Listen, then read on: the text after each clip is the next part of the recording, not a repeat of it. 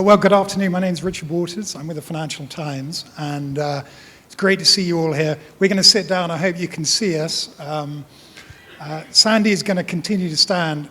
We're very grateful to Sandy to come today because I know you've had some back problems and you're going to stick with us through the panel, so thank you very much indeed. Let me introduce our panel first of all. Sabrina Lin from Cisco, Head of Marketing in the region. Next along, Ken Mandel of, formerly Buddy Media, now acquired by Salesforce.com. Under a different banner, but the same man, the same place. And then last but not least, Fritz Demopoulos, who's, you can tell he looks very relaxed. He's been liberated because he sold his business to Baidu, and he's enjoying some time off. Queens Road Capital, now an investor, but I'm sure he's looking for his next big chance. So I don't know, maybe you'll get your big idea today, Fritz. I'm hoping. Yeah. So, let's dive straight back into Sandy's comments. So we've heard a lot today so far about how social is changing marketing, but it's changing much more.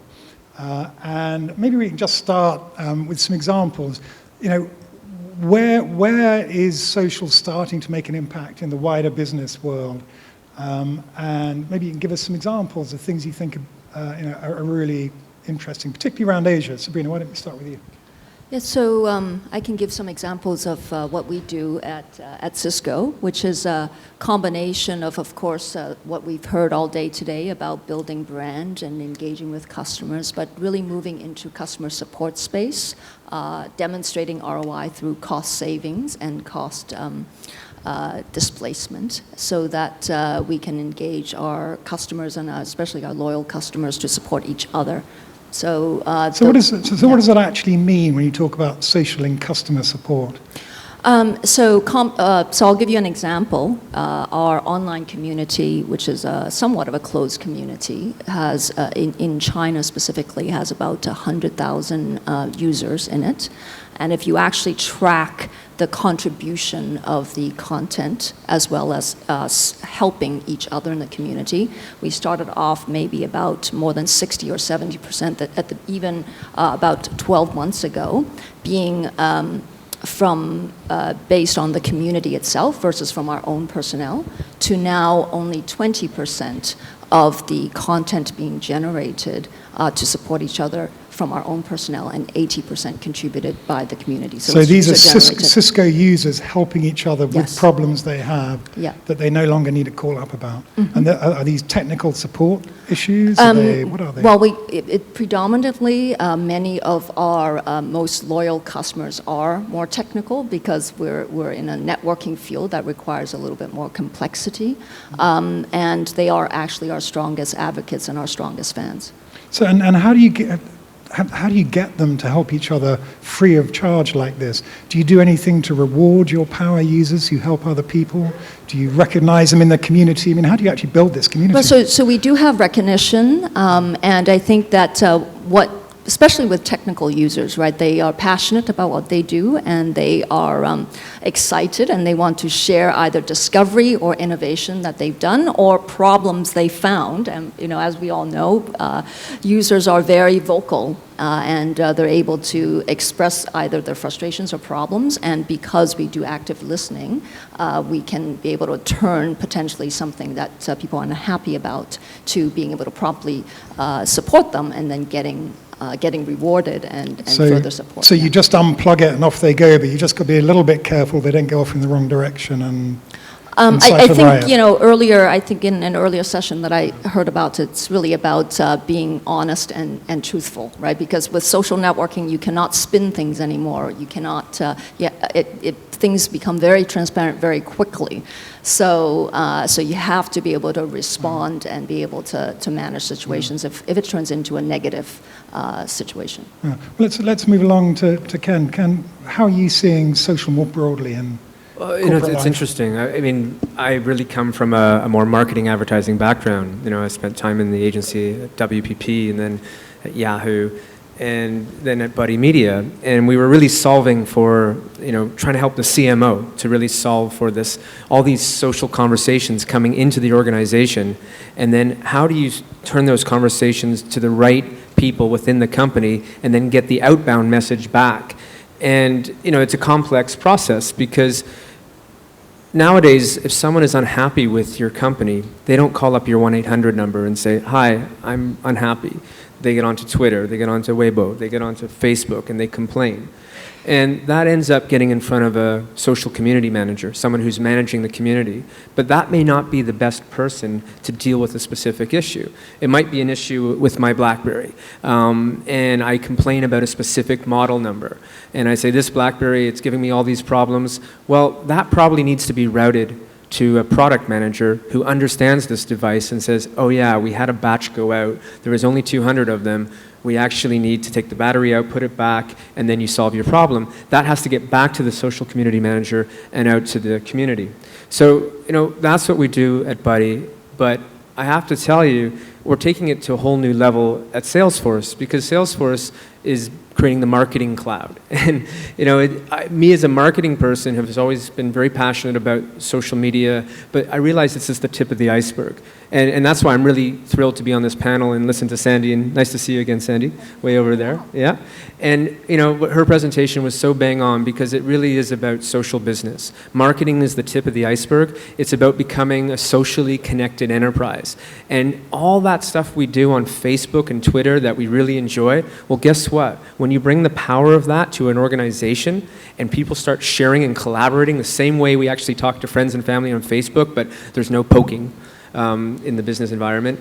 And then I thought that was funnier than that, but I'm sorry. I apologize. It sounded funny in my head. But the idea is you start collaborating across geographies, across time zones, and that's when you get real business results. McKinsey did a study where I think they said they could see $1.3 trillion being unlocked if companies were to become social connected enterprises. Let's go along to Fritz. Fritz, what do you think? What are you seeing? Yeah.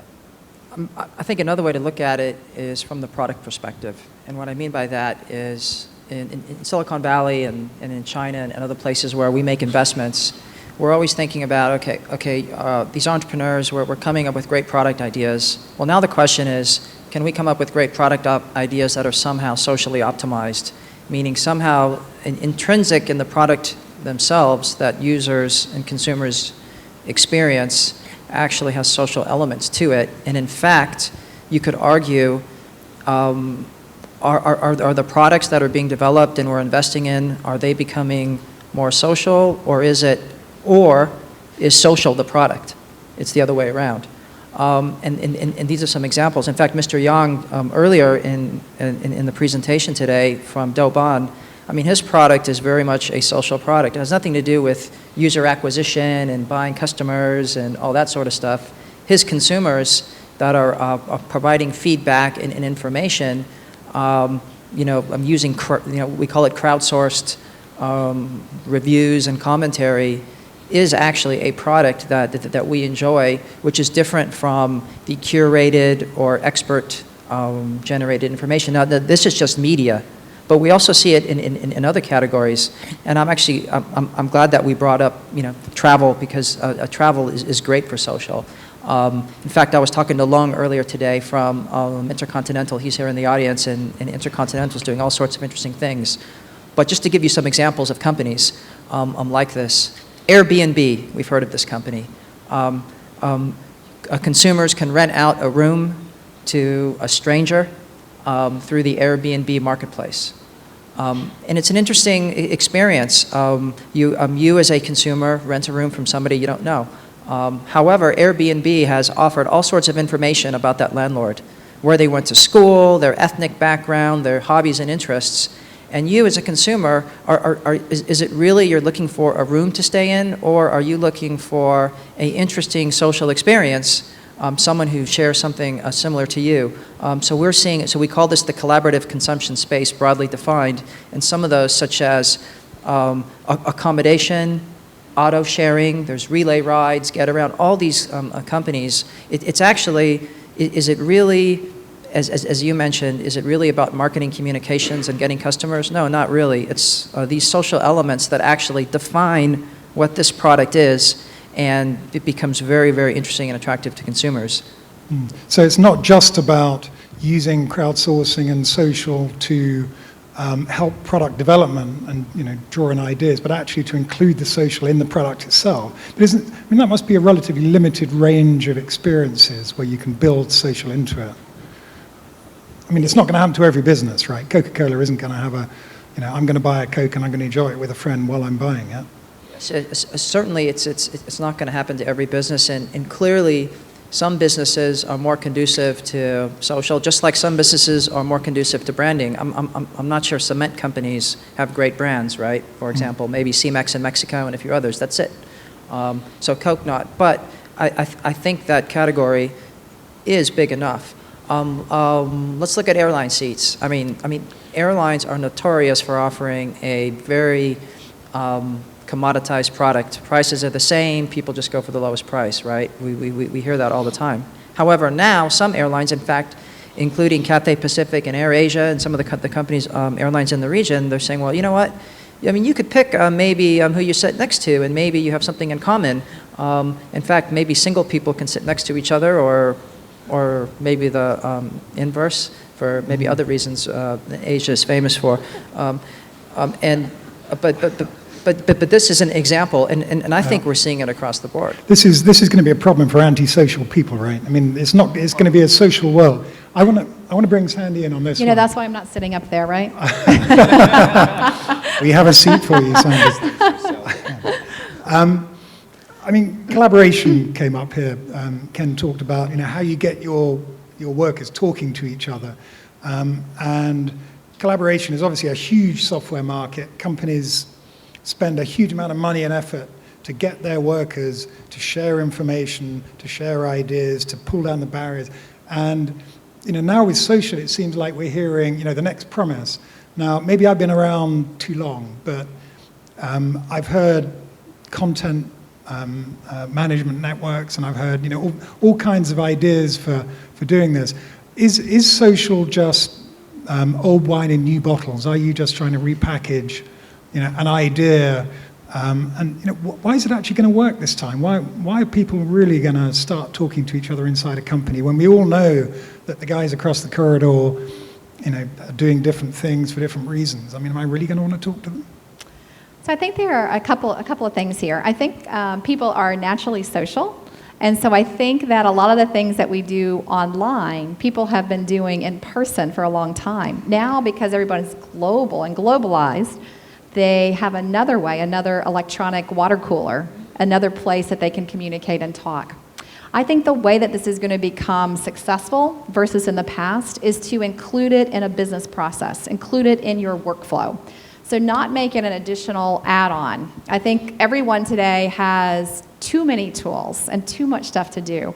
But if you embed social into a business process, and it becomes a part of what a worker does or what an employee does, then it becomes powerful. So I have a very controversial thing in terms of this, is that today, the most social country in the world, the country that uses social the most, anybody guess who that is? Brazilians. Malaysia, Brazilians. No, it's actually Germany. I know, surprising, right? They don't seem very social. Please don't tweet that. I got a lot of customers there. But Germany, I think, has a secret of success. Like you said, we've tried several of these things before, but why is it working there? Well, in Germany, they're very process-oriented. And so what they do is they take a process and they add social to the process to make it more competitive, and in fact, hopefully to become more competitive than a lot of companies here in Asia. I'll give you one quick example. Bayer, who's a major chemical company in Germany, and what they've done is they've created a social patent process. So they didn't say you can do patents the old way, or you can do it with social and communities and activity streams. You need to do it with social embedded. And so now they've increased the number of patents coming out of Bayer by 15% because they embedded it in the employee's normal workflow, which helps to get adoption up, which is one of the core areas. At the other end of the spectrum, we've just seen Microsoft go and pay $1 billion for Yammer, and so they're buying this, bottom-up social network that that employees just start to use under their own. It's a tool that people just adopt. Another tool, as you say, that we have too many, and yet Microsoft thinks this is significant enough that it's paying a huge amount of money. So, are you saying that's not the way? I would say that there is a different approach. IBM just spent $1.3 billion with an intent to acquire a company called Connexa. Connexa is a talent management company focusing on recruiting, retention, compensation.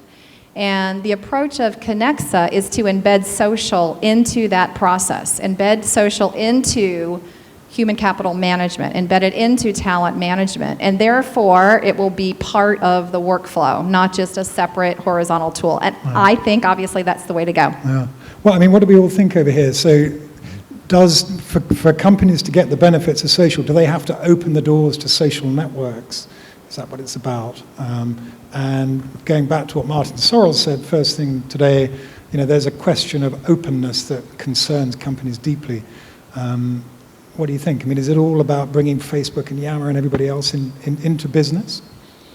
Well, so since I work in a big enterprise, we actually also encourage employees to use social, and collaboration, as everybody has said, can come in many, many forms, mobile, visual, social certainly, and virtual.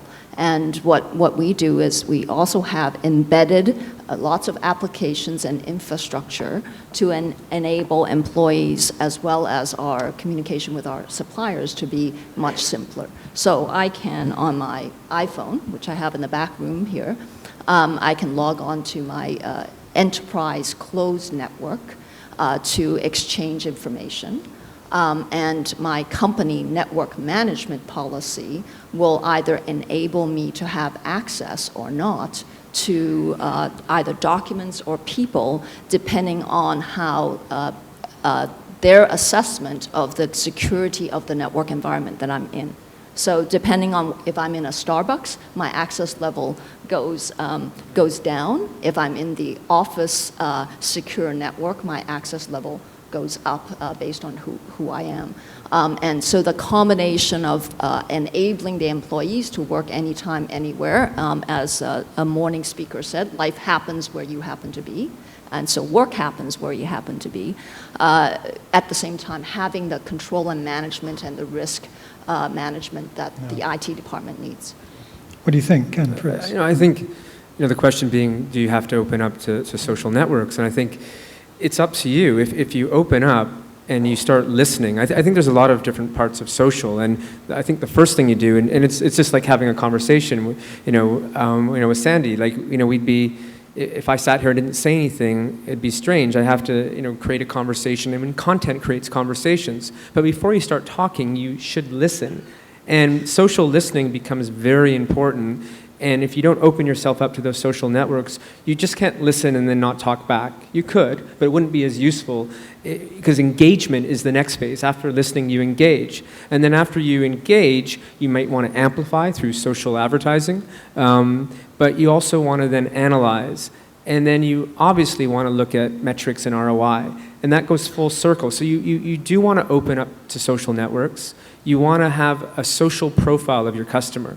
Meaning that if you think about a contact database or a CRM system, and you have someone's address, the company name and all that stuff, the products they've purchased, but what if they're on Twitter?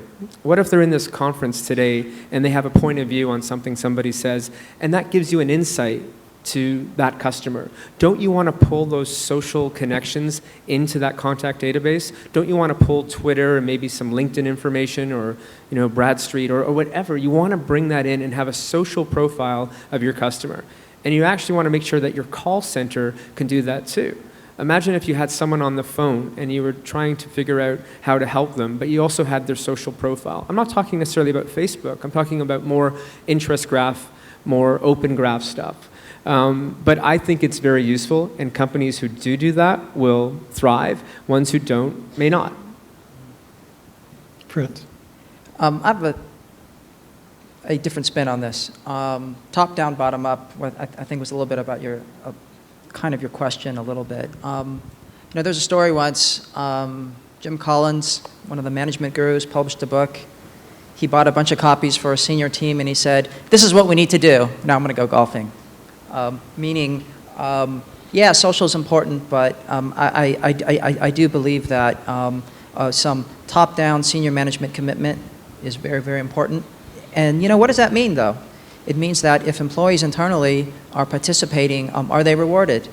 Is that something that we should encourage employees? Or if in a social environment, we actually talk more and we communicate more, so should we have to avoid discouraging or penalizing employees that maybe say something that's too emotional or maybe off the cuff, as opposed to a formal communication environment. So we as companies have to think about our management and compensation systems a little bit more differently. Okay, sure, we listen to what our customers tell us, but are companies really organized around truly listening to their customers and affecting change? Or is it more like, sure, we're getting the market feedback and we're going to give it to the marketing department and they're just going to change the marketing communications? Or are the senior teams and the companies committed enough? Sure, we have all these social tools, but are we as companies and large organizations really going to act upon it? Oh. To me, a top-down commitment increases the likelihood that will happen. Maybe it's not as, Yammer I think is a fantastic company, and I think they've done some great things, and I think that works in certain environments.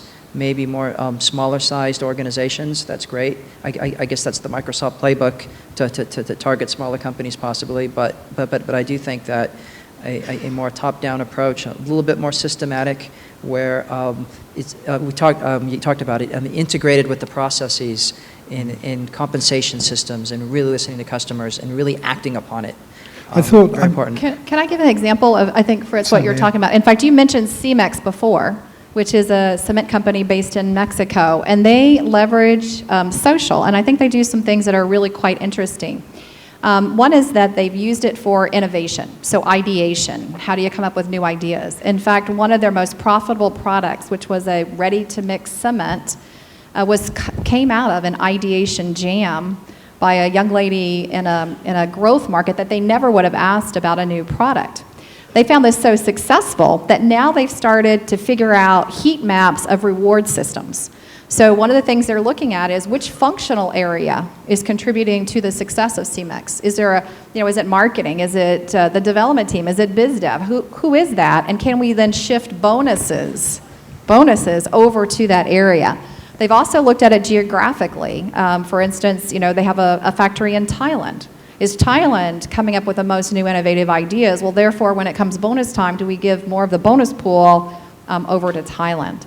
So I think there are a lot of innovative companies that are thinking about rewards for contributing in social fashions, and that's why I think gamification and social go hand in hand, and without gamification, you really won't be able to be successful as you move forward. To go back to Fritz's point about top-down versus bottom-up, I thought one of the most telling slides you had there was the number of CEOs who consider social to be important. What was it, 70% or something like that? Yeah, 16% now, moving to almost 60. Right, 60%. But we all know how companies work, which is the CEO gets religion. The CEO says, hang on, it's about social. What are we doing? Everybody runs around and says, we need a social network. The CEO's got religion. And so we all have these top-down pushes, right? And let's all admit it, we work in those companies. So how much of this is really going to catch on, and how much of it is just today's fashion? Anybody want to try it? Well, I think, I think it's important for the CEO, but I also think with the new workers, and I don't know if you guys would agree, I think this has to be part of a company. There was just a report done, I don't know if it was by Harvard Business School or Harvard University, but they looked at new folks coming in to the workforce, and they surveyed to see what those folks valued. And so they looked at the top 3 things. It was quite surprising. First one wasn't surprising, it was salary. Second was on the job. What am I going to do? Am I going to change the world? What is my job? The third one was quite interesting. It was, does the company get it?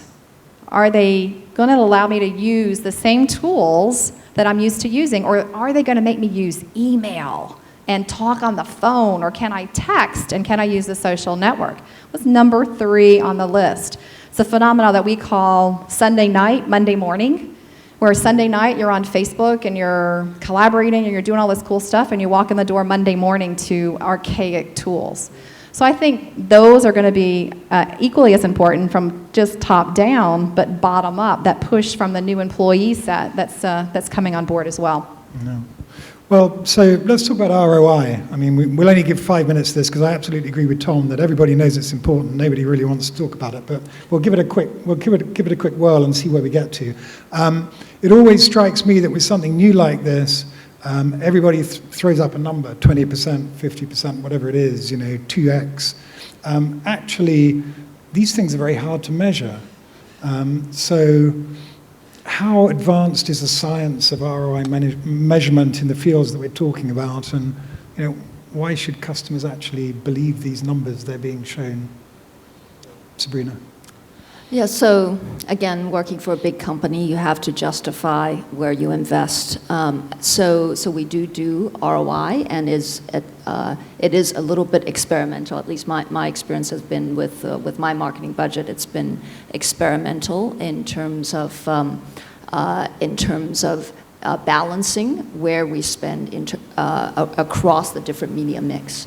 In fact, I was just talking to my colleague in the audience here earlier about how we really need to shift our total budget and look at across all the out-of-home, which is very, very expensive, or TV, which is very, very expensive, and really pipe our brand dollars more into social engagement and so forth. But this is something that's very difficult. We're very fortunate locally where we can make our own decisions, but anything that we have to talk to our headquarters, that's sometimes very difficult because the first conversation is with people much more familiar with the traditional media. So it's a new science. Yeah, Ken, what do you think? Yeah, I mean, everything is new. I mean, we have to remember it's very early innings, and sometimes we expect ROI to be there overnight, and sometimes you have to look at the benefit that you're getting from a business point of view, even though you don't know the exact ROI, but if your gut says this is inherently something that we need to be doing, I'm seeing some type of result. I mean, I'm not saying that you do this forever, but when you're doing something new, you have this adoption curve, and sometimes you have to be able to trust your instincts. So I think social, as we've said many times in this conference today, humans are inherently social. And when it comes to ROI, I mean, there are very specific tools out there to get metrics. I mean, at Buddy Media, we've been tracking conversions of shares. So we can actually tell you revenue per share. So if I share with Fritz, he shares with Sandy, and then Sandy actually goes to a conversion point. That could be a purchase, or that could be downloading of a white paper. We can track that revenue per share across the social network. So we can actually say, was that Facebook that drove that conversion? And is it a higher conversion rate than Twitter or LinkedIn or G+? So they are out there. But I think it's important to remember that the ROI is not always external. The ROI could be internal. And what do I mean by that? So it's apparently, according to another study, again, I think it was McKinsey, but knowledge workers. So I think that's everyone in this room. I never thought of myself as a knowledge worker, but that's apparently what we are. We spend 28 hours a week looking for emails, answering emails, replying to emails.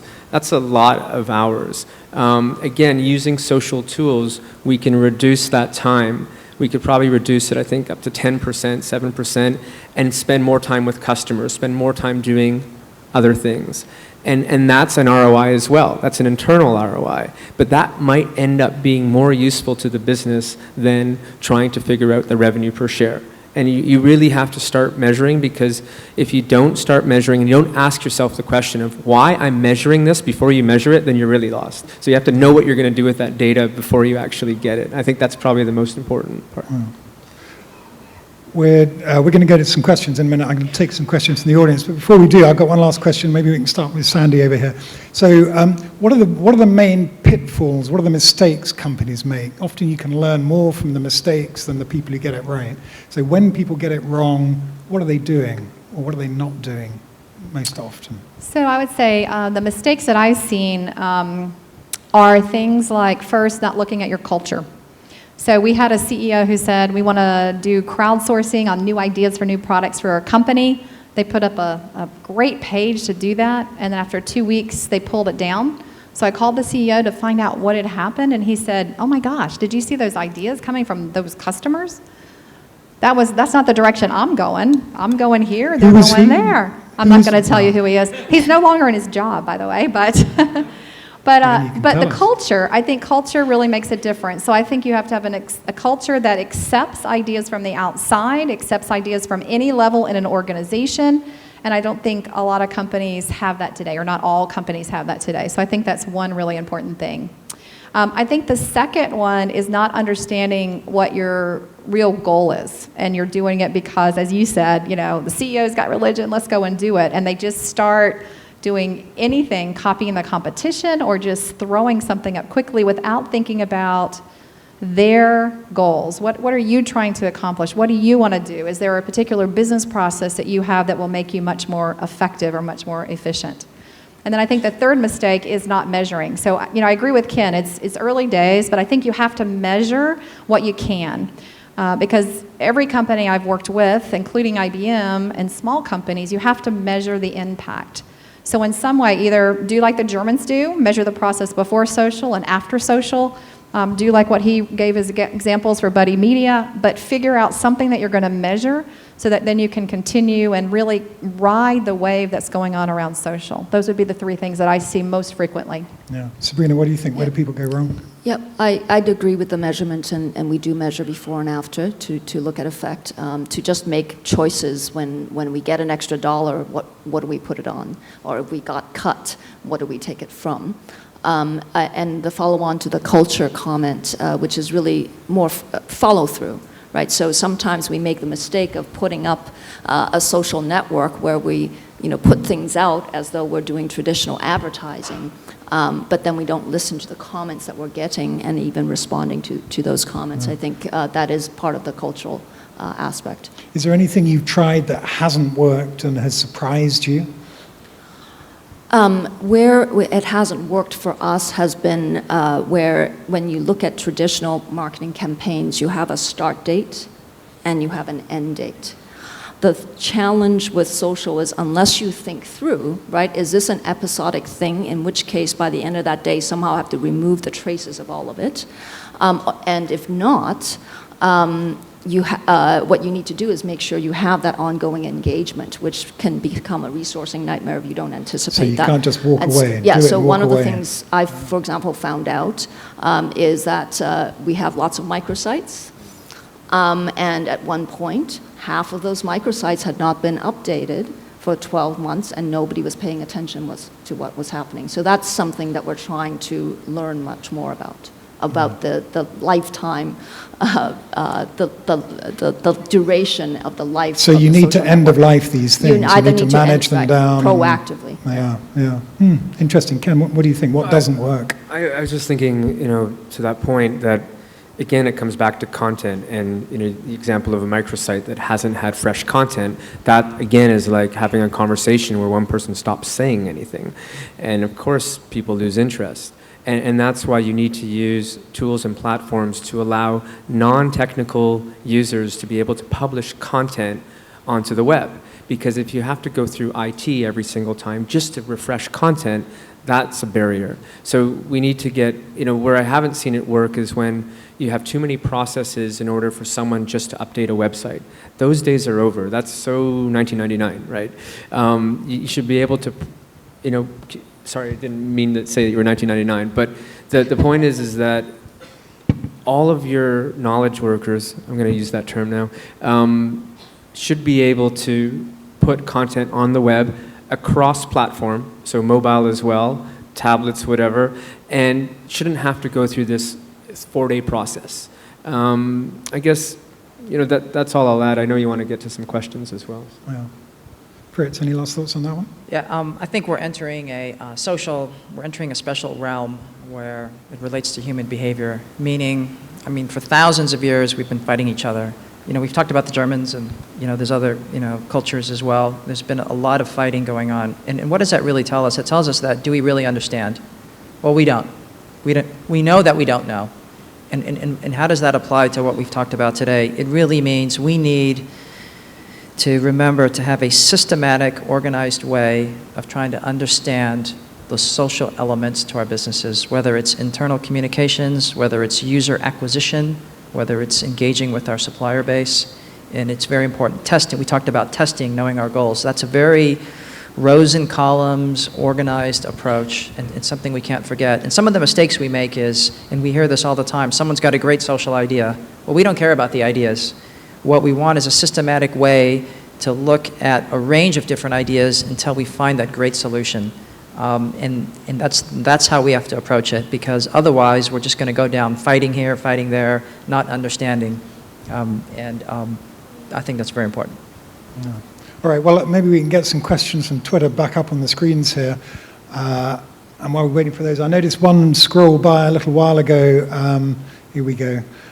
We had one I saw just now, which was something like, aren't the tools that we're using in our businesses really archaic compared with the ones that we use in our personal lives? What do you think about this, Sandy? Do people actually find this stuff usable?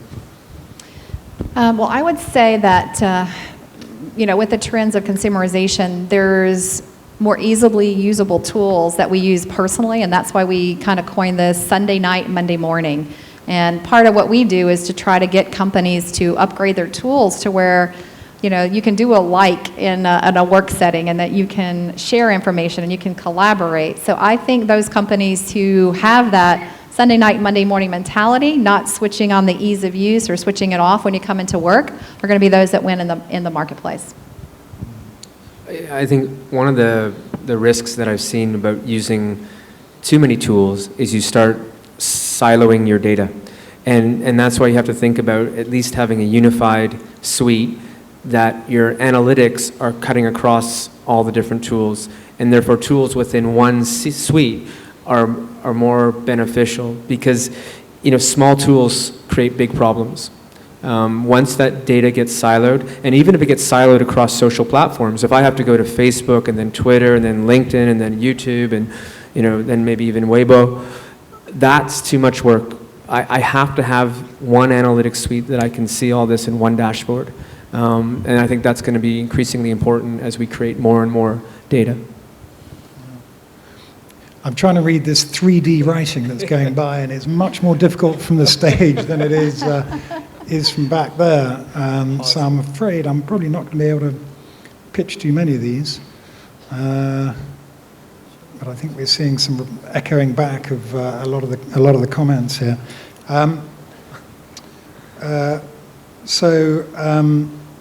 What haven't we covered? I suppose we haven't talked a lot about the control and security issues, and I know it's a bit like ROI. It's something that we all claim to be concerned about. When it comes to it, it's a difficult subject to grapple with. But Martin Sorrell put it quite clearly. He said, there's a concern about too much openness.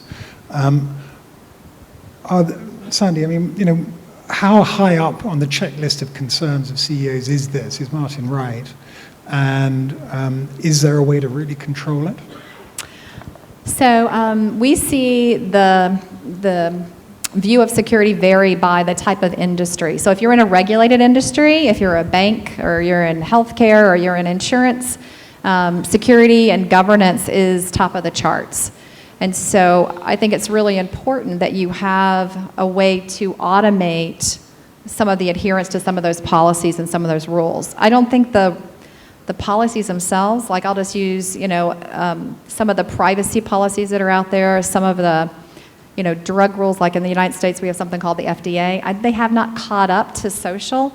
And so until they do catch up to where we are, I think that there is something needed to monitor that. We prefer a tool, it's not an IBM tool, but it's a partner tool called Actience. Most of the banks, about 80% of the banks that we work with use Actiance. And what it does is it takes any policy from an industry, and especially regulated industries, and it helps you to monitor it so that you can catch things that might get you out of compliance, cost you fines, and that sort of thing. So we do see it very highly on the list of companies that are regulated industries. Any other thoughts on that one, Sabrina? I think two things. I think that, it's not clear. Word of mouth has always existed. All we have right now is word of mouth on steroids. So you need two things, right? So with respect to employees being brand ambassadors and posting things, we need to make sure we have media training and social media training as a policy and what the processes are. At the same time, we need to have a emergency response, right? If something bad were to happen in social media about your company, about your brand, or about your products, how do you respond to that really quickly? So in addition to policy compliance and monitoring. All right, we'll take one last comment, Ken. Yeah. No, I just think that whenever you have that word of mouth on steroids, when you have social interactions with internet scale and speed and economics behind it, there's going to be risks, and you have to make sure that the reward is more than the risk. But if you don't take that risk, again, how are you going to ever, scale that business and really take advantage of technology? And I don't think it's only about the technology. It's also about having corporate governance and all the things you would have in your business. And you have to apply that to your teams and make sure that the education is there. I totally agree with that. Education is key. Yeah. All right, on that note, we're going to move on to our next panel, but thank you very much. Very interesting. Thank you.